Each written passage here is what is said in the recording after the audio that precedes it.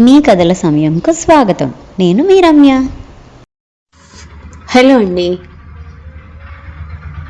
భానుమతి గంటి గారు రాసిన ఆ ఇద్దరు కథ రెండవ భాగం వినే ముందు భాగం లింక్ కిందున్న డిస్క్రిప్షన్ బాక్స్లో ఉంది. ముందుగా అది వినేసి ఈ భాగం వినండి. మొదటి భాగంలో ఏం జరిగిందంటే, సౌదీ అరేబియాలోని ఎర్ర సముద్రం పక్కన ఉన్న యాంబూ నగరంలో ఉన్న అవినాష్ గరిమల ఇంటికి మాధవి పనిచేయడం కోసం వస్తుంది. అయితే 1 సంవత్సరం కాంట్రాక్ట్ కోసం మాధవి వచ్చానని అనుకుంటుంది. కానీ తన భర్త రాజారావు తనకు అబద్ధం చెప్పాడని, కాంట్రాక్ట్ 3 ఏళ్లకని తెలుసుకొని బాధపడుతుంది. విధి లేక, అప్పులు తీర్చే దారి లేక పిల్లల్ని అత్తమామలకి భర్తకి అప్పచెప్పి పనికి వస్తుంది. అవినాష్ చాలా కోపం ఉన్న వ్యక్తి. చీటికి మాటికి అతనికి కోపం వస్తుంది. మాధవి ఎంత బాగా పనిచేసినా కానీ తన కొడుకైన పీయూష్ రూమ్ సరిగ్గా సర్దలేదని, ఇల్లంతా దుమ్ముగా ఉందని అవినాష్ తిడతాడు. ఆ మాటలు విని మాధవి చాలా బాధపడుతుంది. గరిమ సర్ది చెప్తుంది. మరుసటి రోజు 4 గంటలకి హాస్పిటల్కి వెళ్ళడం కోసం మాధవిని రెడీగా ఉండమని చెప్తుంది గరిమ. ఇంతవరకు అయితే మొదటి భాగంలో జరిగింది. ఇక రెండో భాగం ఏం జరుగుతుందో విందాం. మళ్ళీ వంటింట్లోకి వెళ్ళి రాత్రికి చేయాల్సిన కూరలు తీసుకుంది. అవినాష్ ఏం తింటాడో అడగడానికి వెళ్ళింది. ఏదో పుస్తకం చదువుతోంది. ఆమెను అడిగి తెలుసుకుని మళ్ళీ వంటింట్లోకి వచ్చి పనిలో నిమగ్నం అయింది. పని చేస్తున్న అవినాష్ మాటలే వినిపిస్తున్నాయి. తన బాధని ఎవరికి చెప్పుకోవాలి? రాజారావు? రాజారావు కూడా అవినాష్ లాంటి వాడే. కాకపోతే రాజారావు అవినాష్ అంత సోఫిస్టికేటెడ్గా ఉండడు, అంతే. ఈ మగవాళ్ళకి ఆడవాళ్ళకి గౌరవం ఇచ్చే అలవాటు లేదు.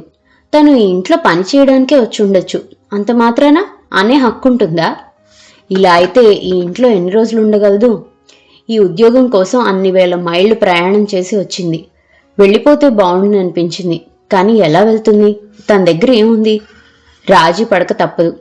పిల్లల కోసం, వాళ్ళ భవిష్యత్తు బాగా ఉండడం కోసం, వాళ్ళ కనీసపు అవసరాలు తీరడం కోసం. అందుకే అంటారు, పిల్లలున్న తల్లులు ఎప్పుడూ మహర్షులే. అన్నింటినీ సహిస్తారు, మనసులో అన్నీ దాచుకోగలరు, పైకి నిర్వికారంగా ఉండగలరు. లేకపోతే అలా ఉండడానికి ప్రయత్నిస్తారు. తను కూడా ఓ తల్లి, అంటే ఓ మహర్షి. అలా ఆలోచిస్తుంటే ఆమెలో అంతకు ముందున్న నిరాశ, నిస్పృహ అన్నీ పోయాయి. సిమెంట్ ఫ్యాక్టరీలో కిల్ బ్రేక్ డౌన్ అయిందట. బర్నర్లు వాళ్ళు రాత్రి ఉంటుంటే అవినాష్ కూడా ఉండిపోయాడు. అలా అని ఫోన్ చేశాడు. అందుకని అవినాష్ భోజనం రాత్రికి అక్కడే. ఊపిరి పీల్చుకుంది మాధవి. 11 అవుతుండగా తన మంచం మీద వాలిపోయింది. ఒళ్ళు తెలియని నిద్ర. పొద్దున లేచేసరికి వంటింట్లో ఏవో శబ్దాలు వినిపిస్తున్నాయి. గబుక్కను లేచి బాత్రూంలో దూరి 10 నిమిషాల్లో వంటింట్లోకి వచ్చేసరికి అవినాష్ ఉన్నాడు. నేను 8 గంటలకు వస్తాను, నా బ్రేక్ఫాస్ట్ రెడీగా ఉంచు అనేసి తన కప్పును తీసుకుని వెళ్ళిపోయాడు. పీయూష్ గదిలోకి వెళ్ళి వాడితో కబుర్లు చెప్తూ, కథలు చెప్తూ లేపి బాత్రూంలోకి తీసుకెళ్ళింది. వాడికి పాలు అది కలుపుతున్నప్పుడు గుర్తొచ్చింది అవినాష్ బ్రేక్ఫాస్ట్ సంగతి. చాట్ అంతకు ముందు రోజే గరిమ ఇచ్చింది. దాన్ని పప్పులు అవి పెట్టుకునే క్యాబినెట్లో ఓ పక్కగా ఉంచింది. దాన్ని తీసుకొని చూసింది.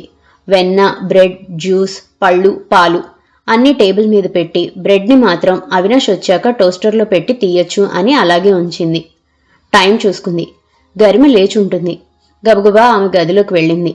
లేదు, ఆమె ఇంటి వెనకాల ఓ మెత్తటి చిన్న కార్పెట్ వేసుకుని యోగా చేస్తుంది. మళ్ళీ గబగబా వచ్చి పీయూష్కి స్నానం చేయించి తయారు చేసి డైనింగ్ టేబుల్ దగ్గర కూర్చోపెట్టి టీవీ పెట్టింది. బిస్కెట్లు, పాలు వాడి ముందు ఉంచి, పుస్తకాల సంచి, మంచినీళ్ల సీసా, శాండ్విచ్లు చేసి బాక్స్లో ఉంచింది. టైం అయిపోతుంది, అవినాష్ వచ్చేస్తాడేమో అన్న భయం కూడా ఉంది. డైనింగ్ రూమ్ కిటికీలోంచి చూసింది. అక్కడి నుంచి చూస్తే ఇంటి వెనకాల భాగం కుర్చీలు, గొడుగులు కనిపిస్తాయి. మాధవి ఆమె కాఫీ సామానున్న ట్రే తీసుకెళ్లి ఆమె ముందుంచింది. అవినాష్ బ్రేక్ఫాస్ట్ తయారుగా ఉందా? తలూపింది. జాగింగ్కి వెళ్ళాడు, వచ్చే టైం అయింది అంటూ కళ్ళు పైకెత్తి చూసింది. ఆమె కళ్ళు ఎర్రగా ఉన్నాయి, కొంచెం వాచి ఉన్నాయి. అంతకు ముందు రోజు ఉన్న కళ ఇవాళ లేదు అనిపించింది. ఇవాళ హాస్పిటల్కి వెళ్ళాలి, గుర్తుంది, 4 గంటలు కదా అంటూ వెళ్ళిపోయింది. అవినాష్ వస్తూనే వంటింట్లోకి వచ్చాడు. రెడీ, నేను వెళ్ళిపోవాలి అంది భయంగా. వెంటనే వచ్చి కూర్చున్నాడు. కొడుకుతో ఏదో మాట్లాడుతుంటే మాధవి టేబుల్ మీద అన్నీ ఉంచి వంటింటి గుమ్మం దగ్గర నించుంది. నువ్వేంటిక్కడ, వెళ్ళి కాఫీ పట్రా. నేలలోకి జారిపోతున్నట్లు అనిపించింది. ఏమిటో అది అలవాటు, ఏదైనా కావాలేమో అన్నట్లుగా అక్కడే నించోడం. మేం తినే వరకు ఇక్కడే ఉండాలి. ప్రతిసారి అది వడ్డించు, ఇది కావాలి అని పిలవాలా? ఇది అత్తగారింట్లో అలవాటు. సిగ్గుతో వంటింట్లోకి వెళ్ళిపోయి కాఫీ చేసింది. అవినాష్ వెళ్లే వరకు వంటింట్లో పని చేసుకుంటూ ఉండిపోయింది. పీయూష్, జగజిత్ పిలుపు. గరిమ దగ్గర కబుర్లు చెప్తున్న పీయూష్ గబగబా బూట్ల శబ్దం చేస్తూ చెయ్యి ఊపుతూ పరిగెత్తాడు. ఏదో పని ఉన్నట్లుగా జగజిత్ వచ్చి మాధవిని చూసి నవ్వాడు. మాధవి నవ్వలేదు. అసలు ఏమాత్రం పరిచయం లేని తనను చూసి పలకరింపుగా నవ్వటం ఏమిటి? సీరియస్గా లోపలికి వెళ్ళిపోయింది వంటింట్లోకి. ఆమె వెనకాలే వచ్చాడు. ఓ మంచినీళ్ల సీసా తీసుకెళ్తూ మళ్లీ ఆమెను చూశాడు. జగజిత్ చూస్తున్నాడని మాధవికి తెలుస్తుంది. 4 గంటలకి యాంబు వెళ్తున్నాం. నువ్వు వస్తున్నావా? నువ్వు ఆ సిటీ ఎలా ఉంటుందో చూడలేవు కదా, బాగుంటుంది అంటూ మళ్లీ నవ్వి వెళ్ళిపోయాడు. మాధవికి అర్థం కాలేదు అతగాడి ప్రవర్తన. ఇలాంటి వాళ్లను కూడా భరించాలి. మధ్యాహ్నం భోజనానికి అవినాష్ రాలేదు. ఊపిరి పీల్చుకుంది. రాత్రికి ఏం చేయకు, అక్కడే ఏదో తినేద్దాం, యాంబు వెళ్తున్నాం అంది గరిమ. జగజిత్ 4 గంటల కల్లా వచ్చేశాడు. మాధవి, గరిమ వెనక్కి కూర్చున్నారు. వెళ్తూ వెళ్తూ ఆ సిమెంట్ ఫ్యాక్టరీ దగ్గర ఆపాడు జగజిత్. అక్కడ సెక్యూరిటీ వాళ్లతో అరబిక్లో మాట్లాడాడు. వాళ్ళు లోపల ఉన్న అవినాష్కి కబురు చేశారు. మరో 2 నిమిషాలకి అవినాష్ వచ్చి ముందు కూర్చున్నాడు. రాయల్ కమిషన్కి వెళ్లేసరికి 5:30 అయింది. లోపలికి అవినాష్, గరిమ వెళ్లారు. పీయూష్ని పెట్టుకుని రిసెప్షన్లో కూర్చుంది మాధవి. జగజిత్కి ఏదో పనుందని వెళ్ళిపోయాడు. అవినాష్ ఓ పేషెంట్ని చూసి పలకరించడానికి వెళ్లాడు. ప్యాకింగ్లో ప్రమాదం జరిగిందట. అతను ఇదే ఆసుపత్రిలో ఉన్నాడట. వాళ్ళు బయటికి వచ్చేసరికి జగజిత్ రెడీగా ఉన్నాడు. సూపర్ మార్కెట్లో కావలసినవి మాధవి, గరిమ కొన్నారు. కళ్ళు చెదిరే ఆ మార్కెట్, దుకాణాలు, బజార్లు చూసి ఆశ్చర్యపోయింది మాధవి. మాధవి, నీకేమైనా కావాలా? బట్టలు చూసినా, బొమ్మలు చూసినా పిల్లలిద్దరూ గుర్తొచ్చారా? ఇప్పుడు గరిమ అడిగేసరికి తల అడ్డంగా ఊపింది. నాకు తెలుసు నీ దగ్గర రియాల్స్ లేవని, నేనిస్తాను మొహమాట పడింది మాధవి. ఇప్పటి నుంచి కొని ఎక్కడ దాచాలి? వెళ్లేటప్పుడు కొనొచ్చు. నీ ఇష్టం. వాళ్ళేం కొన్నారో తెలుసుకోలేదు. ఓ కొరియన్ రెస్టారెంట్ లాంటిది ఉంటే అందులో వాళ్ళు తిన్నారు. మాధవి తినలేదు. వస్తూ వస్తూ ఓపెన్ మార్కెట్లో మెలిమిన్ పైరాక్స్ గిన్నెలు కొన్నాడు అవినాష్. అవినాష్ ఊళ్ళో ఎవరికో కావాలని సుభాష్ అడిగాడట. ఎవరో ఢిల్లీ వెళ్లే వాళ్ళున్నారట, వాళ్లతో పంపిస్తాడట అని కారులో అన్నాడు. సుభాష్ అవినాష్కి అన్నయ్య. ఇంటికి వెళ్తుంటే మాధవికి బయట ప్రకృతి ఆశ్చర్యం కొలిపింది. కనుచూపు మేర వరకు ఇసుక నేలలు, ఓవైపు నిశ్శబ్ద సముద్రం, పైన ఎంతో పెద్దగా ఉన్న ఆకాశం కూడా నేలకి ఓవైపు ఒరిగిపోతుంది. నిశ్శబ్ద రాత్రి కూడా అందంగానే ఉంటుందనిపించింది. మర్నాడు పొద్దున్న అవినాష్ జాగింగ్కి వెళ్ళిపోయాక గరిమ దగ్గరికి వెళ్ళి రాజారావుకి ఫోన్ చేయించి తను మాట్లాడింది. నేనే మాధవిని. అర్థమైంది. ఎలా ఉన్నావు? మొదటిసారి అడిగాడు ఎలా ఉన్నావు అని. సంతోషపడిపోయింది దానికే. నీ గురించి అడిగాను, ఇక్కడ ఏజెంట్ని. నువ్వున్న ప్రపంచం గురించి ఓ సినిమాలా చెప్పాడు. ప్రపంచంలోని వస్తువులు, తిండి పదార్థాలు అన్నీ కూడా మంచి క్వాలిటీవి దొరుకుతాయట. అన్నీ దిగుమతి చేసుకుంటారట కదా? అవును, ఈ ఎడారిలో పెట్రోల్ తప్ప మరేం పండదు, అందుకే అన్నీ దిగుమతి చేసుకుంటారు. పిల్లలకి చెప్పారా నా గురించి? చెప్పలేదు. దిగాలు పడింది. ఎందుకని? నీరసంగా అడిగింది. ఎందుకంటే వాళ్ళున్న దానికన్నా నువ్వు మంచి జీవితం అనుభవిస్తున్నావు అని నీ మీద అసూయ పుడుతుందేమో. వాళ్ళకు కాదు, నీకే ఆ భావం కలిగి ఉంటుందనిపించింది ఆమెకు. అవన్నీ ఎందుకు చెప్పడం? ఈ ఇంటి కోసం, మీకోసం మీరు బాగా చదువుకోవడానికి అమ్మ వెళ్ళింది అని చెప్పలేకపోయారా? అదే నిజం కదా. చిన్నారి పిలుస్తుంది, వెళ్ళాలి అంటూ పెట్టేశాడు. చిన్నారి మొదటి సంతానం, 6 ఏళ్లు నిండని పాప. దాంతో నేను మాట్లాడతాను, దానికోసారి ఫోన్ ఇయ్యండి అని అందాం అనుకున్న మాటలు పెదవి దాటి బయటికి రాలేదు. మాధవిని చూస్తున్న గరిమకి ఏదో జరిగిందనిపించింది. Line cut అయిందేమో. అది కాదని తెలుసు. కాఫీ కప్పులు తీసుకెళ్లి సింక్లో పెట్టి కడుగుతుంది. గరిమ వచ్చింది వెనకాలే. మాధవి, టైం చూసుకో, అవినాష్ వస్తాడు. పీయూష్ స్కూల్ టైము, మళ్ళీ అవినాష్ తిడతాడు. ఉలిక్కి పడింది. నిజమే, ఆలోచనల్లో పడి అన్నీ మర్చిపోవడానికి అవకాశం ఉంది. థ్యాంక్స్ అంటూ బ్రేక్ఫాస్ట్ తయారు చేయడం ముగిసింది. అవినాష్ వచ్చినట్లున్నాడు. దేనికో గరిమతో పోట్లాడుతున్నాడు. ఎందుకు ప్రతిసారి దేనికో దానికే పోట్లాడతాడు? గరిమ మీద కోపంతో మాధవిని కూడా దేనికో తిట్టేస్తాడు. అసలు దేనికి అంటున్నాడో తెలియక అయోమయంలో ఉండిపోయింది మాధవి. జడివాన లాంటి వాతావరణం సృష్టించి వెళ్ళిపోయాడు ఫ్యాక్టరీకి. పీయూష్ని తయారు చేస్తూనే కళ్ళు నీళ్లు తుడుచుకుంటుంది. జగ్జిత్ అంతలోనే వచ్చాడు, రెడీయా అంటూ. మాధవి పీయూష్కి బూట్లు వేసి బ్యాగ్ మిగిలినవన్నీ తీసుకొని కారు వరకు వచ్చింది. గరిమ దస్తీ తీసుకొని వచ్చి పీయూష్కి ఇచ్చింది. జగ్జిత్ మాధవి పక్క నుంచి వెళ్తూ పొరపాటున తగిలినట్లు మాధవి భుజం చేయి తాకిస్తూ కారులో కూర్చున్నాడు. వింతగా జగ్జిత్ని చూసింది. అప్పటికే కారు కదిలిపోయింది. గరిమ ఇదేం చూడలేదు. అటు ఇటు నడుస్తుంది. అసహ్యంగా ఎడం చేత్తో కుడి చేతిని దులుపుకుంది. డస్ట్ వస్తుంది, గాలి ఉంటుంది కదా అంది మాధవి. ఎప్పుడు రాదు, ఇవాళ ఎందుకు వస్తుందో అంది గరిమ ఇంట్లోకి వెళ్తూ. మాధవి స్నానానికి వెళ్తూ గదిలోకి బట్టల కోసం వచ్చింది. మంచం మీద ఓ బ్యాగ్ ఉంది. ఆశ్చర్యంగా చూసింది దాన్ని. తనేం పెట్టలేదే. దగ్గరికి వెళ్లి బ్యాగ్ని ముట్టుకోకుండానే చూసింది. ఆల్ ముక్తార్ అని ఇంగ్లీష్లో ఉంది. మిగిలిందంతా అరబిక్లో రాసుంది. అది తనది కాదు. ఇక్కడికి వచ్చాక తనెప్పుడూ ఏం కొనలేదు. వీళ్ళు కూడా ఏమీ ఇవ్వలేదు. మరి ఇదేమిటి? ఇదేం బ్యాగ్? తనది కానిది తన మంచం మీద ఉంది. అయినా అందులో ఏముందబ్బా అంటూ మెల్లిగా తీసి తెరిచింది. ఓ బట్ట నలుపు రంగులో ఉన్నది. బయటకు తీసింది. ఓ రెడీమేడ్ నైటీ. ఒక్కసారి వణికిపోయింది. ఆ బ్యాగ్ గరిమది కాదు. ఆమె ఎప్పుడూ ఇలా పల్చడిది వేయదు. ఆమెవి చాలా ఖరీదైనవి, మెత్తటి కాటన్వి, పైగా వదులుగా ఉండేవి వేస్తుంది. అందుకే ఆమె కడుపు పైకి కనపడదు. పైగా ఎక్సర్సైజులు చేస్తుంది కాబట్టి ఆమె కడుపు కనపడకూడదన్నట్లుగా కఫ్తాన్ లాంటిది వేస్తుంది.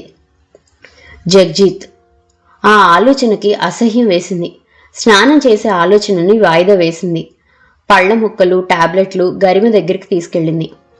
నా గదిలో ఇది ఉంది. ఇది నాది కాదు. పొరపాటున ఎవరైనా పెట్టారేమో చూడండి అంటూ నైటీని చూపించింది. గరిమ వెంటనే చేతిలోకి తీసుకొని చూసింది. మాధవిని చూసింది. పొద్దునుందా? బాగా గుర్తు, పొద్దున లేదు అంటూ మళ్లీ ఆలోచించడం మొదలుపెట్టింది. లేదు మేడం, పొద్దున్న లేదు. మంచం దిగేది ఇట్నుంచే కదా. ఒక్క నిమిషం మాధవిని చూసింది. అవినాష్ మీద నీకు అనుమానం ఉందా? కస్సు బుస్సుమంటూ కనపడితేనే కోప్పడే అవినాష్ ఊహకు అందంది. లేదు అంది దృఢంగా. ఇది చూస్తే 25 రియాల్స్ కన్నా ఎక్కువ ఉండదు. మహా అయితే 40. అవినాష్ కళ్ళు, ఊహలు ఎప్పుడూ ఖరీదైన వాటినే చూస్తాయి. పైగా ఈ నలుపు, తెలుపు, ఎరుపు కాంబినేషన్ అస్సలు ఇష్టపడ్డు. ఓకే, నువ్వెళ్ళు. ఓ 2 రోజుల్లో తేలిపోతుంది. అవినాష్ కాకపోతే జగ్జిత్ కావచ్చు. నాకు కూడా జగ్జిత్ మీద అనుమానం అని అనలేదు. అంతకు ముందు రోజు అదోలా చూసి నవ్వాడు. ఓ గంట క్రితం భుజం రాసుకుంటూ వెళ్ళాడు. ఖచ్చితంగా ఇది జగ్జిత్ పనే. అంత చవకగా కనపడుతుందా తను? ఓ నైటీ ఇచ్చి సంతోష పెడతామనుకుంటున్నాడా? ఒంటరిగా ఉంటుంది కదా, లొంగ తీసుకొచ్చామనుకున్నాడా? అసలు పొద్దున రాజారావు ఫోన్ అలా పెట్టినందుకే ఏడుపొచ్చింది. అనవసరంగా విసుక్కుంటూ తిట్టినంత పని చేసిన అవినాష్ మాటలకి కళ్లల్లో నీళ్లే వచ్చాయి. ఇప్పుడు ఇదేంటి? తన నోటితో ఆ పేరు అనడం ఇష్టం లేక ఊరుకుంది. ఓ పెళ్ళైన ఆమెను లోబర్చుకోవాలంటే ఓ 2 సార్లు నవ్వేసి ఓ పల్చటి నైటీ ఇచ్చేయచ్చు అని అనుకున్నాడా? జగ్జిత్కి జీవితం అంటే ఇలాంటి అక్రమ సంబంధాలు కావచ్చు, అర్థం పర్థం లేనిదే కావచ్చు. ఇంత మాత్రాన తను ఎక్కడైనా ప్రోత్సహించిందా? ఎంత ఆలోచించినా తన వస్త్రధారణలో, మాటల్లో తప్పు కనిపించలేదు. జగ్జిత్ ఓ మగవాడు. మగతనం చూపించుకోవడానికి ఇలాంటి పనులు చేస్తున్నాడు. సారీ మాధవి, మమ్మల్ని నమ్మి వచ్చావు. నిన్ను అన్ని విధాలా రక్షించాల్సిన బాధ్యత నా మీద ఉంది. ఇక ముందు ఇలాంటివి జరగకుండా చూస్తాను. ఈ పని జగ్జిత్ చేసి ఉంటాడని నాకు కూడా అనిపిస్తుంది. ఈ క్షణం నుంచి ఈ డ్రైవర్ మీద ఒక కన్నేసి ఉంచుతాను. నీకు జరిగిన దానికి నాకు చాలా సిగ్గుగా ఉంది. ఇన్ని సముద్రాలు దాటి వచ్చిన వీడికి వాతావరణంలోని మార్పుల్ని గమనించాడు. మార్పు వచ్చింది కూడా. వీడి బుద్ధిలో రాలేదు. డ్రైవర్ కారుకు కానీ బతుకు బండికి కాదు.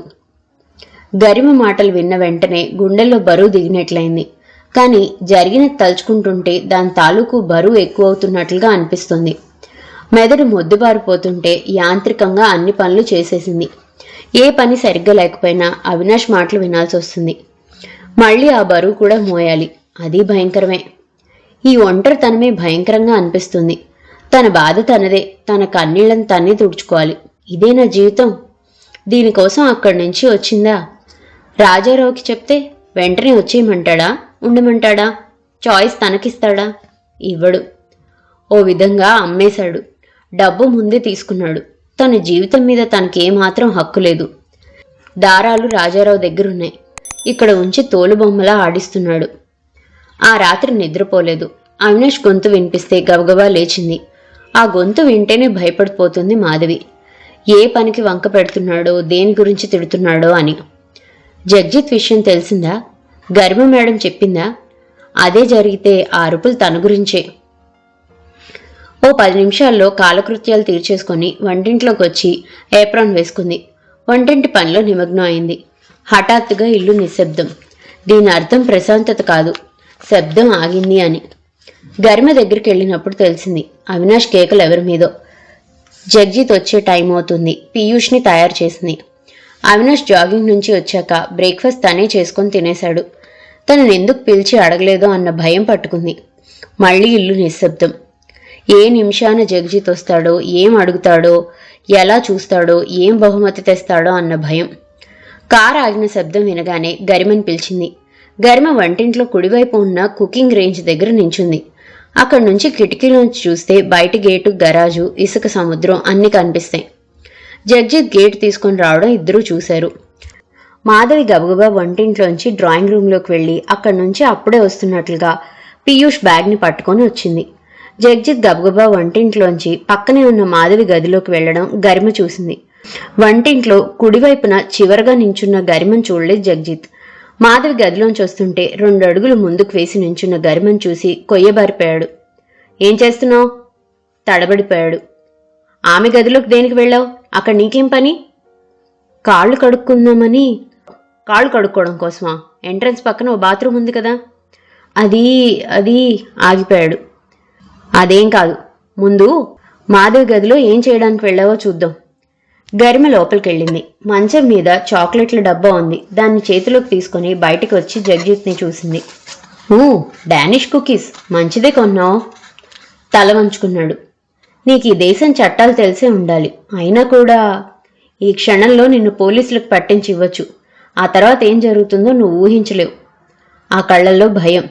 నీలాగే మాదే కూడా సంసారాన్ని, భర్తని, పిల్లల్ని వెనక వదిలి వచ్చింది. ఆర్థిక ఇబ్బందులు అందుకు కారణం. ఆమె సమస్యలు ఆమెకున్నాయి. నువ్వు కూడా ఓ సమస్య అయితే ఎలా? నువ్వు ఇక్కడున్నావు, అక్కడ నీ భార్యకి ఎవరైనా ఇలా ఓ నైటీ, స్వీట్ల డబ్బా ఇస్తే? అలాంటిది నీ ఊహకి రావు. వస్తే నువ్వు ఇలా ప్రవర్తించవు. ఈ విషయాన్ని అవినాష్ గారికి చెప్పకముందే నీలో మార్పు రావాలి. మనం అంతా మన దేశం వదిలి ఇక్కడికి వచ్చిన వాళ్ళం. ఓ కుటుంబంలో ఉండడానికి ప్రయత్నించాలి కదా. జాగ్రత్తగా ఉండు. తల వంచుకొని వెళ్ళిపోయాడు.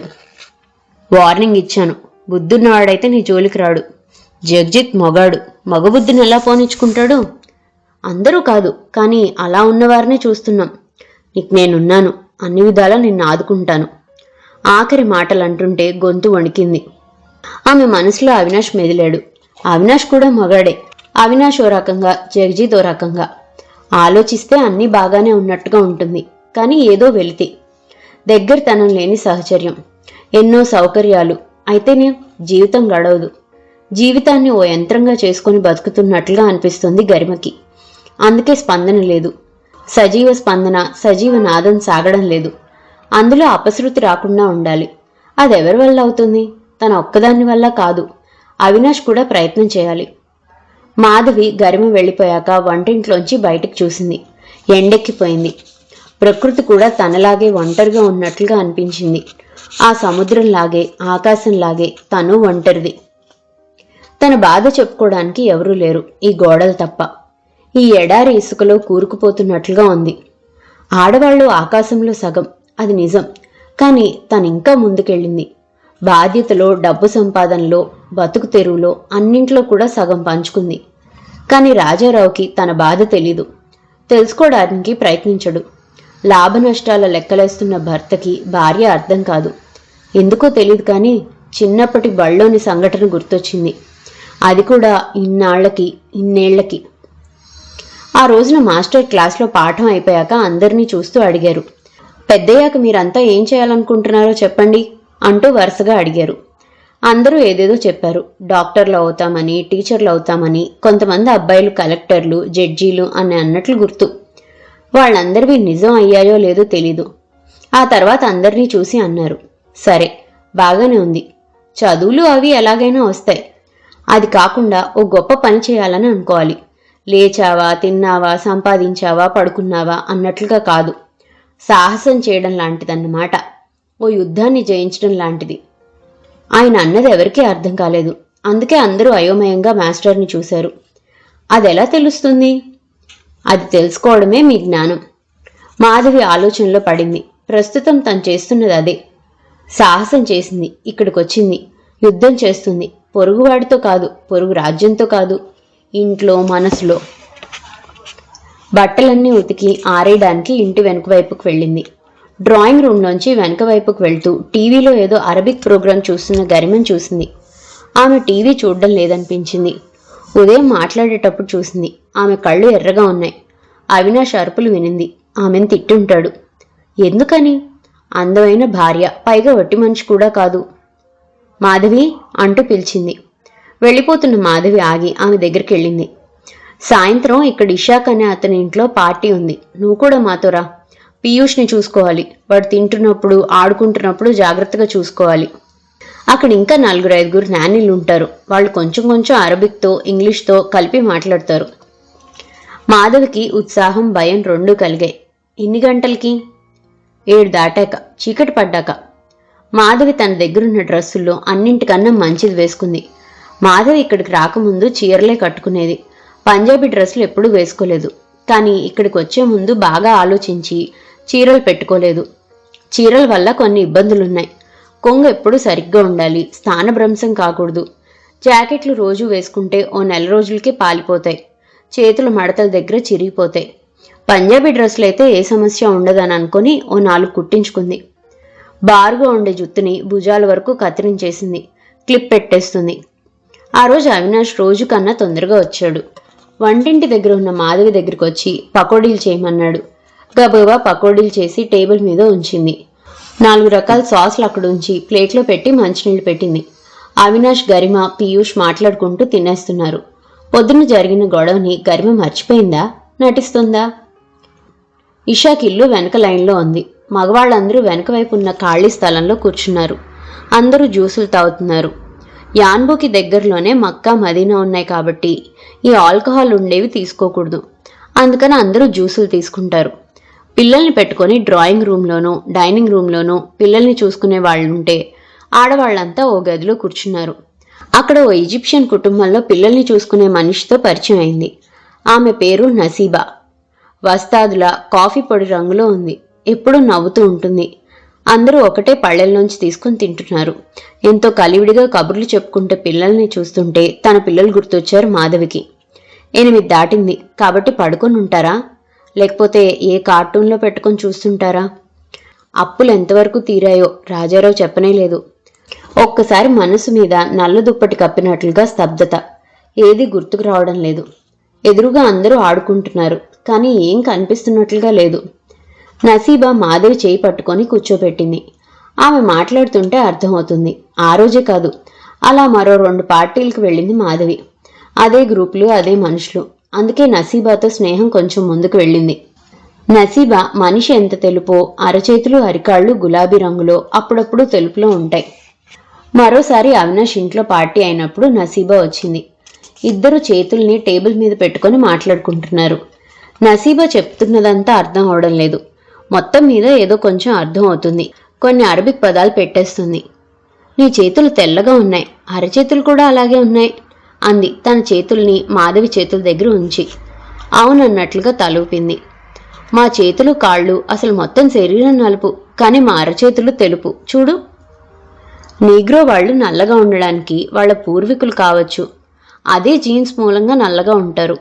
వాళ్ళ భూభౌగోళిక స్థితులు కూడా ఓ కారణం అవుతుంది. ప్రతిదానికి అక్షాంశాలు రేఖాంశాలు ఓ కారణం అవుతాయి. అందుకని ఏం అనలేదు. ఏమంటే ఏం తంటా వస్తుందో అని. నీకో విషయం చెప్తా అంది కళ్ళెగరేస్తూ. అసలే కళ్ళు పెద్దవి, అందులో ఇంకా పెద్దగా చేసి మాట్లాడుతుంటే మాధవి వింతగా చూసింది. ఒక్కటి మాత్రం నిజం, నసీబాలో ఓ ఆకర్షణ ఉంది.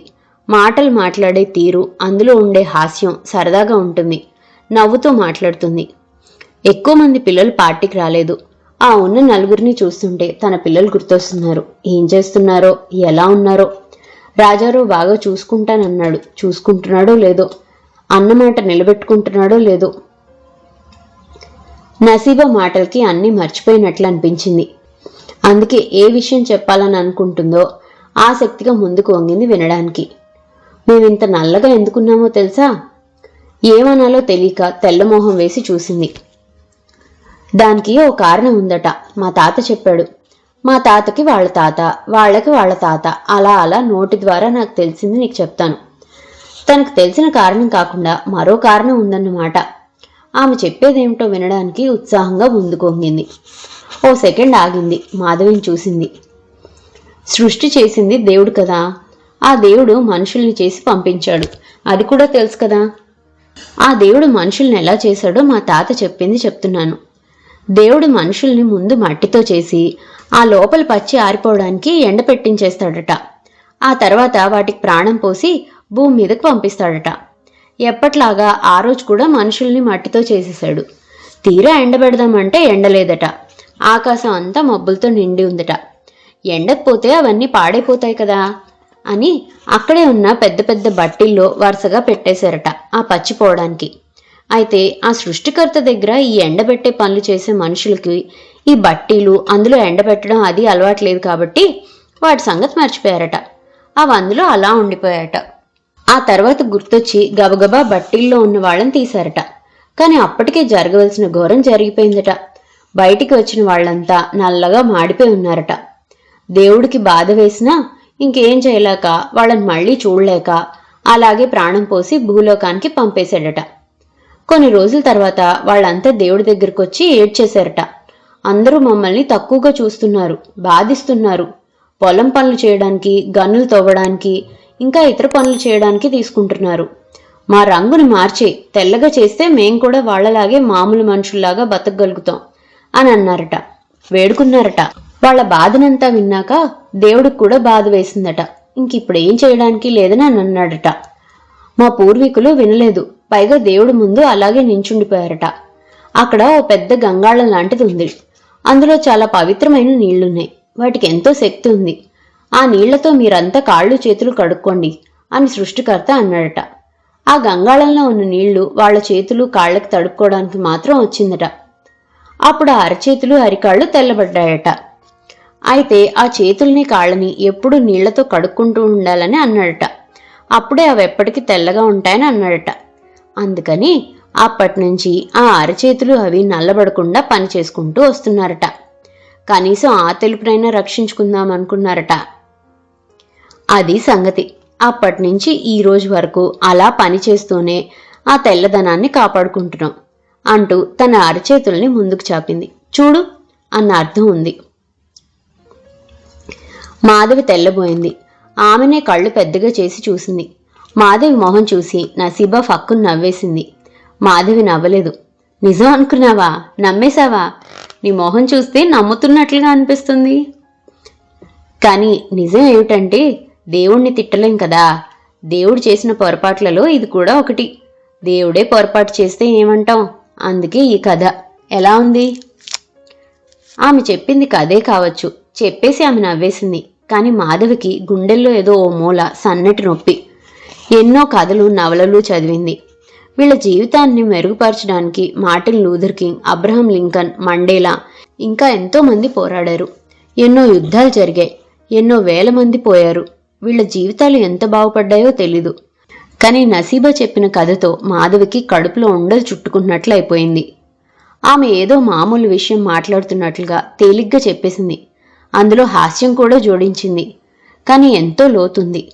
ఆ మాటల్లో ఆ అగాధాన్ని పైకి చెప్పుకోలేదు. ఇది ఈమె ఫిలాసఫీ అవుతుందా? పాజిటివ్గా ఉండడం అని దీన్నే అంటారా? అందుకే అంత ఫ్రీగా ఉండి నవ్వగలుగుతుందా? ఇలా నవ్వుతూ ఆనందంగా ఉండడమే వ్యక్తిత్వ వికాసమా? ఇప్పుడు తను నేర్చుకోవాల్సింది ఇదేనా? జీవితంలో వచ్చేదాన్ని వినయంగా, పోతున్న దాన్ని గౌరవంగా స్వీకరించి చూడగలిగినప్పుడు ఏ విధమైన సంఘర్షణ దగ్గరికి రాదు. ప్రతి ఆనందం వెనుక లోతైన విషాదం ఉంటుంది. ప్రతి విషాదం అంచున ఓ ఆనందం ఉంటుంది. నసీబా మాటల్లోంచి ఇదే తను నేర్చుకోవాలి. నసీబా వాళ్ళు సోమాలియా వాళ్ళట. యుద్ధాలు తరిమేశాయట. ఆకలి వాళ్ళని దేశాల్ని దాటించింది. మొదటి నుంచి ఇళ్లల్లో పనిచేయడం, పిల్లల సంరక్షణ చేయడం ఆడవాళ్లు చేస్తే, మగవాళ్లు శారీరక శ్రమ చేసే గనులు, పొలాలు లాంటివి చేస్తే ఇప్పుడు పరిస్థితులు చాలా మారాయి అని అంది. తన గురించి చెప్పింది. భర్త పోయాడట. కొడుకులిద్దరూ అదేదో యూరోపియన్ క్లబ్బులకి ఫుట్బాల్ ఆడుతున్నారట. డబ్బు బాగా వస్తుందట. అయినా కూడా ఈ ఈజిప్షియన్ కుటుంబంతో ఉన్న అనుబంధం, అలవాటైన వాతావరణం వల్ల కొడుకులు రమ్మన్నా వెళ్ళలేదట. వీళ్లతోనే ఉండిపోయిందట. ఎక్కడి సోమాలియా, ఎక్కడి యాంబు, మధ్యలో మజిలీ ఈజిప్టు.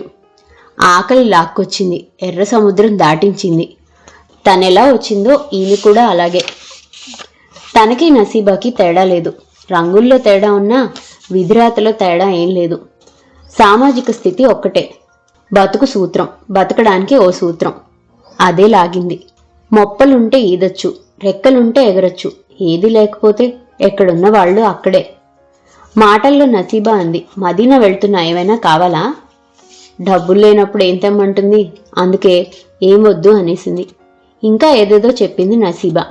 మాధవికి కూడా మనసు ఊరటగా అనిపించింది. ఆమె సమక్షంలో అన్నీ మర్చిపోయింది. అందరూ వెళ్లేసరికి 12 దాటిపోయింది. మర్నాడు లేచేసరికి పొద్దుపోయింది. రాత్రి కొన్ని పనులని నసీబా సాయంతో పూర్తి చేసినా ఇంకా కొన్ని ఉండిపోయాయనిపించింది. అవినాష్ వంటింట్లోకి వచ్చాడు. నిన్న సేమియా పాయసం చేసావు, బాగానే ఉంది. కానీ దానికి అంత నెయ్యి వేసావెందుకు? డబ్బా నిండా ఉందని వేసేసావా? ఇదే తన ఇంట్లో రాజారావు అయితే సమాధానం చెప్పేసేది. ఇప్పుడు సిగ్గుతో ఏం మాట్లాడలేకపోయింది. ఓ స్త్రీని అలా అనడం, నిలదీసినట్లుగా ప్రశ్నించడంతో ఆమెకు తలదించుకోవడం తప్ప మరేం చేయలేకపోయింది. ఏం మాట్లాడవే? డ్రై ఫ్రూట్స్ వేయించడానికి వాడాను, అంతే. నా డైట్ చార్ట్ ఇక్కడే ఉంది, దాన్ని చూసుకోవా? నా సంగతి నీకు ముందే చెప్పాను. ఈసారి ఊరుకోను. నా భోజన విషయంలో ఏమాత్రం తేడా వచ్చినా నేను సహించను. గుడ్లలో నీళ్లు కుక్కుకుంది మాధవి. బిక్క చచ్చిపోయి అలాగే గోడకి ఆనుకొని ఉండిపోయింది. ఓ ఆడదాన్ని పట్టుకొని అనొచ్చా? తను వచ్చిన పల్లెటూళ్ళలో కూడా ఇలా ఎవరూ మాట్లాడరు. ఒకవేళ ఎవరైనా అంటుంటే ఛ, ఆడవాళ్లతో ఏమిటి అని అంతా వింటున్న వాళ్ళు అంటారు. ఇంకా ఆ సంస్కారం ఉంది అక్కడ. ఇదేమిటి? మాధవి మర్చిపోయింది తను పని మనిషి అని. ఈ బంధం ఓ యజమానికి ఓ బానిసకి ఉండే సంబంధం. ఈ బంధంలో ఆడా మొగ అన్న తేడా ఉండదు. కళ్ళల్లోంచి నీళ్లు కారాయి. ఇంత గట్టిగా రాజారావు కూడా ఎప్పుడూ అనలేదు. ఒక్కొక్కసారి అంటాడు, కానీ తను భార్య కన్నా అన్ని విధాలా తక్కువ అన్న భావం. ఆ కాంప్లెక్స్ని కప్పిపుచ్చుకోవడానికి అనే మాటలు. భార్య నన్న హక్కుందన్న భావం. దాన్ని తను అంగీకరించింది. ఓ భార్యాభర్తల మధ్య ఇలాంటివి ఎండ కాసినంత సహజంగా ఉంటాయి. కానీ ఇదేమిటి, ఇంత అధికారమా? మళ్ళీ అవినాష్ వస్తాడు. పీయూష్ స్కూల్కి వెళ్ళాలి. గరిమ గదిలోంచి బయటికి రానేలేదు. పీయూష్ని లేపడానికి వెళ్ళింది. కొంచెం ఒళ్ళు వెచ్చగా అనిపించింది. తన కొడుకైతే తన స్కూల్కి పంపించదు, పీయూష్ని కూడా పంపించకూడదనుకుంది. అవినాష్ బ్రేక్ఫాస్ట్కి తయారు చేస్తుండగా వచ్చేశాడు. మాధవి చేస్తున్న పనిని ఆపి గబగబా వెళ్ళింది. ఆమె మొహం మీదకి ఓ చేతి బట్టని పడేశాడు. ఏమిటిది? మాధవి వణికిపోయింది. ఎందుకలా ఉంది? ఆ మరకలేమిటి? సరిగా ఉతకలేదా? ఉతకడం చేత కాదా? మౌనంగా ఉండిపోయింది. నాకు సమాధానం కావాలి. అలా నించుంటే కొట్టాలనిపిస్తుంది.